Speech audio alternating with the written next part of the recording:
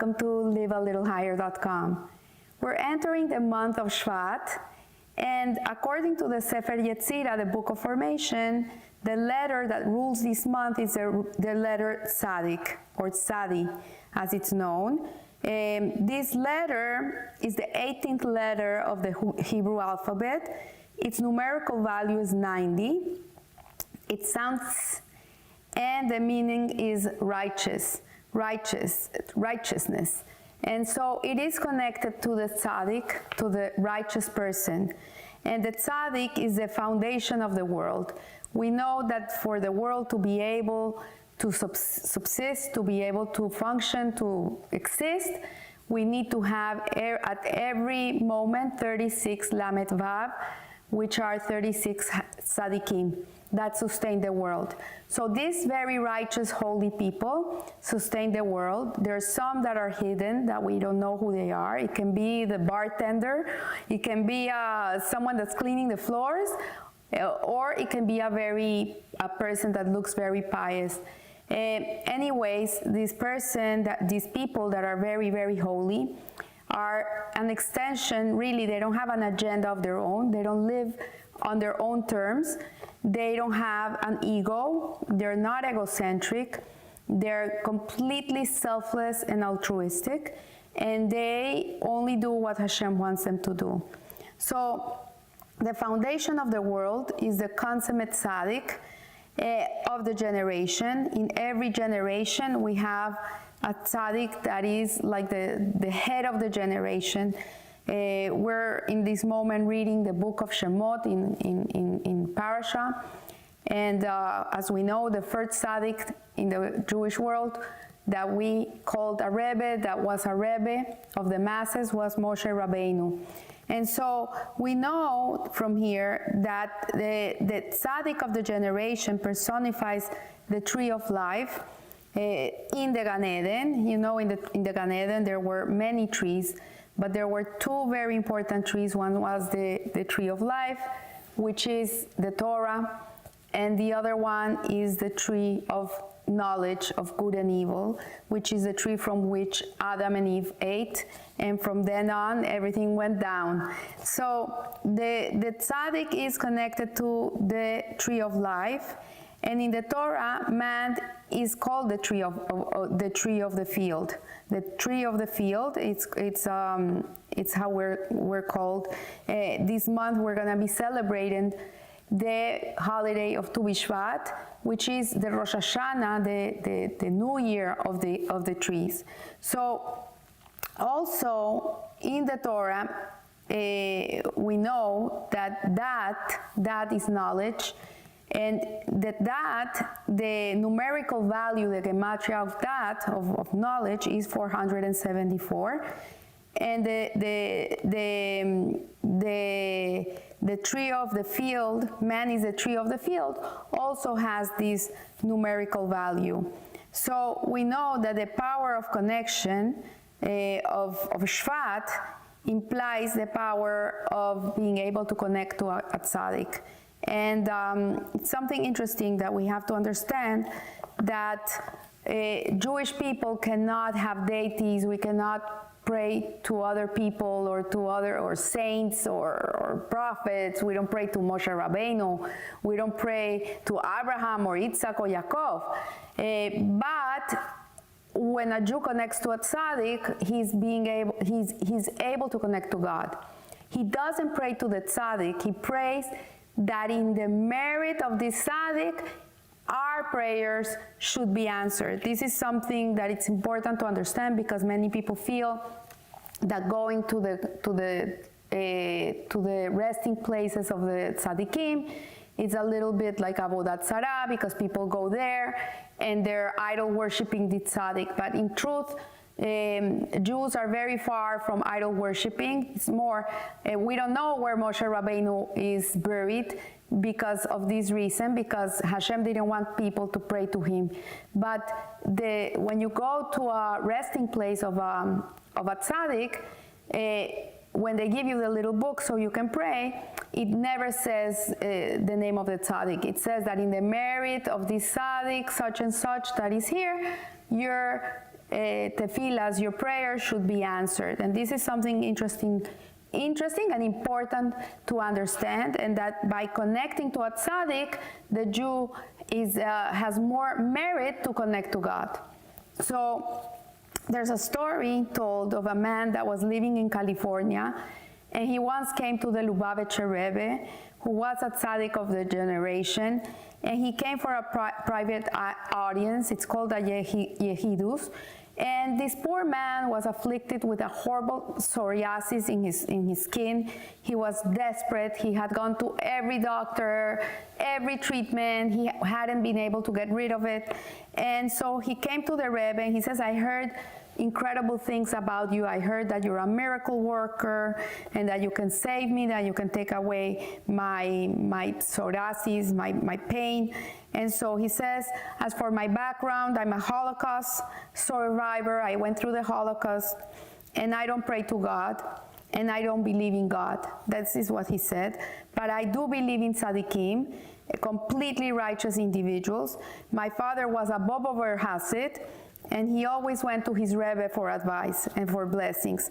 So I do believe in the power of tzaddikim. So the Rebbe looked at this man, and he said, and he replied to him, a tzaddik is merely an extension of God here in this world.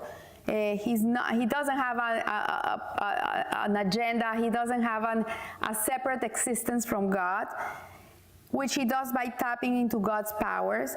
If you don't believe in God, then I cannot do anything for you, because the true healer is Hashem through me. I'm not the one that's healing you, it's God. So the man waved his hand and he says, I still believe in tzaddikim. Like he said, I don't believe in God, but I still believe in tzaddikim. So the Rebbe told him to take off his shirt and undershirt, and he started putting his hands around him. And he put his two hands around him, and suddenly this psoriasis disappeared. The Rebbe repeated the action with the man's left arm, and again, his men's scales receded. The Rebbe took his two hands and applied them to the man's chest and back, and the psoriasis fell away. It disappeared. The Rebbe told his visitor that he normally did not perform these open, revealed miracles. Generally, heavenly assistance would appear in a more concealed way. But there are always exceptions to the rule, and he hoped that from that day on, the man would start praying to God and thanking him for the healing he had received. So we see that tzaddik, the sign of a tzaddik is a different design from a human being. The Alter Rebbe in his Tanya has a whole chapter explaining what a tzaddik is. There's three types of Jews. We have a Rasha, which is a person that sometimes has bad thoughts and he falls into them. There's different levels of Rasha. There's very evil Rashas, and there's people that do evil, but they're not evil people. They wouldn't do evil to people. In the Torah terminology, evil means that you do something that goes against God. So if a Jew doesn't keep Shabbat, or doesn't eat kosher food, or doesn't give his tzedakah, this is considered evil. So a Rasha is a person that can have a bad thought and he acts on it. Then you have the tzaddik, which is a complete righteous person. He's completely the opposite of the Rasha. He has no evil inclination. He has no evil thoughts whatsoever. So he never falls. And then there's a third category, which is in the middle, and he's called a Benoni. And this Benoni is known as the intermediate man. And this is a person that does have the bad thought. He has a Yetzer Hara, he has a bad inclination, but he's battling it all day and he never falls. So his action is like the action of a tzaddik, but internally he's not like a tzaddik. So Hashem really is not asking us to be tzaddikim. There's cases in which people have battled a lot in their lives, their bad inclination, and they come and they become tzaddikim. But in truth, what Hashem wants from us is that we act like them and we behave in a very holy manner, because a Jew is meant to be holy. So we see that the design of this letter tzaddik is a yud, and on top of the letter is a nun. I don't know if you can see it here, But for those who don't know how a tzaddik looks, I don't know if it looks on reverse, but it has on top of the letter a nun and a yud. It's a yud with a nun.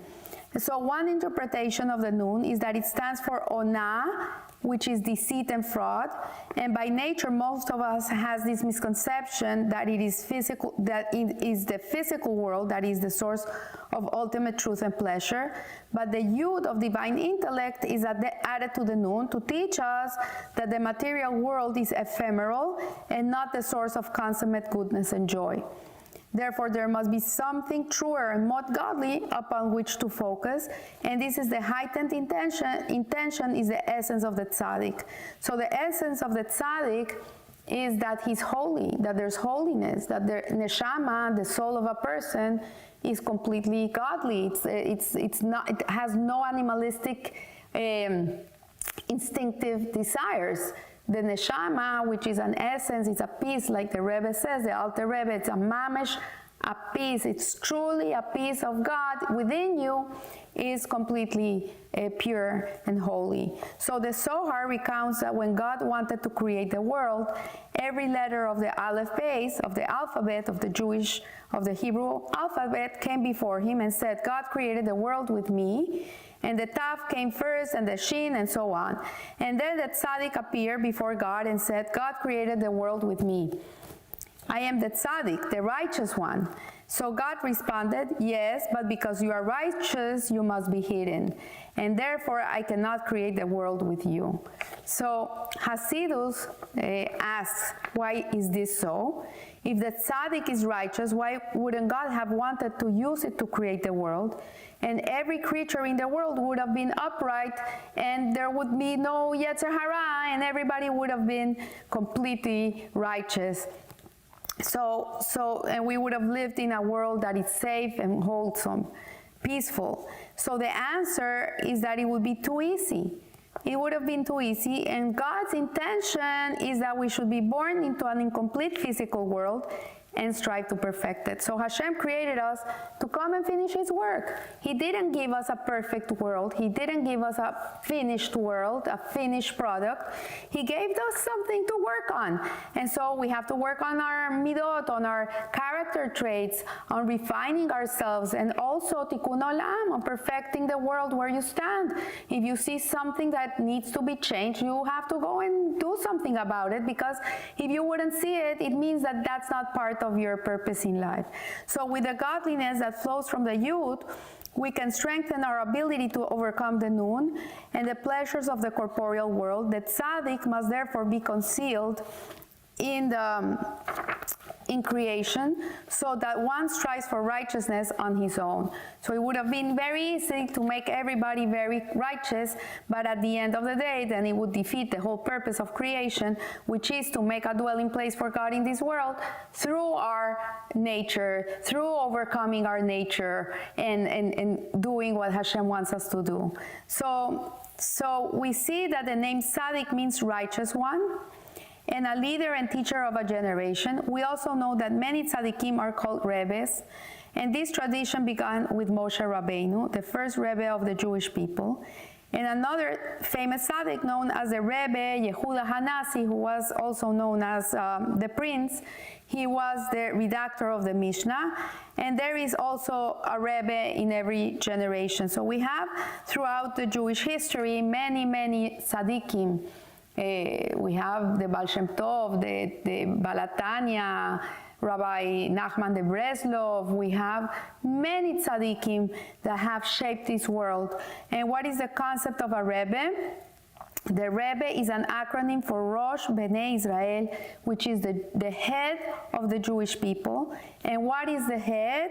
The head of a body is the control center of the body. So the head is what gives life, nourishment, is what allows the body to move and to direct itself in the right direction.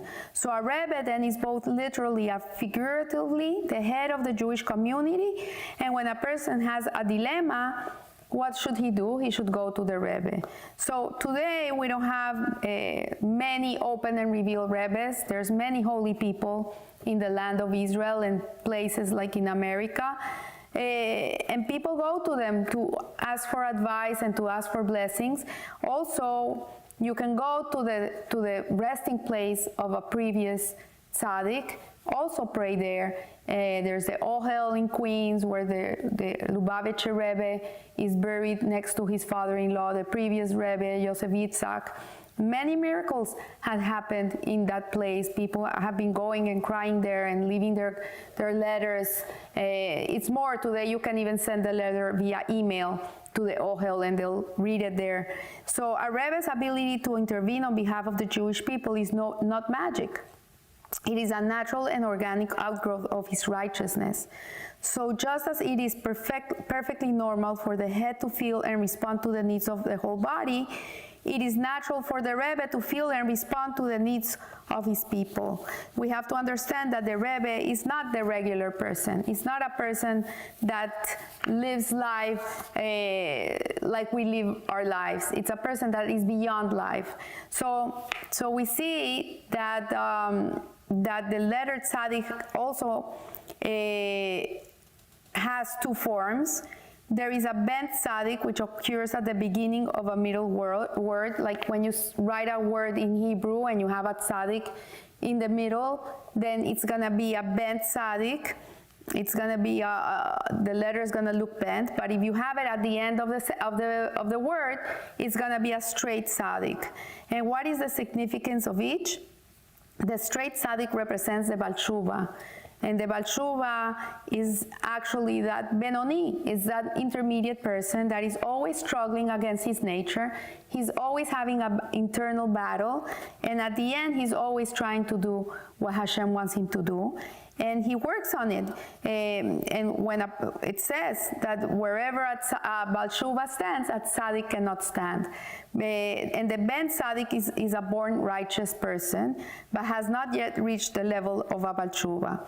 As we are told, even a complete tzaddik cannot stand in the place of a Baal Tshuva, and a Baal Tshuva stand higher. So what does this mean? How is it possible that a Baal Tshuva, one who has sinned all his life, decides to change, stands higher than a tzaddik? So there's two reasons, explains Hasidut.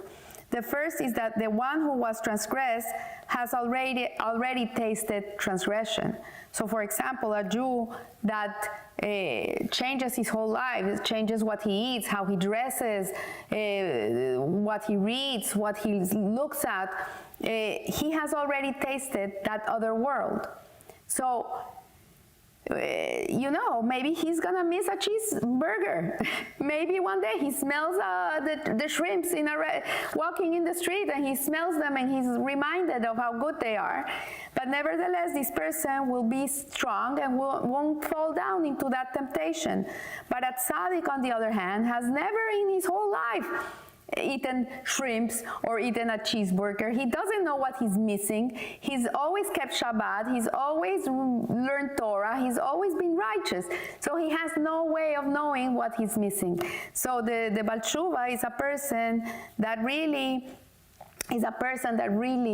has to really work his nature every day of his life to be able to be connected to Hashem. And this, the price of this has no name. That there's not the most righteous person can stand in the place where a person who's struggling all day and he's winning his battles, the tzaddik cannot stand.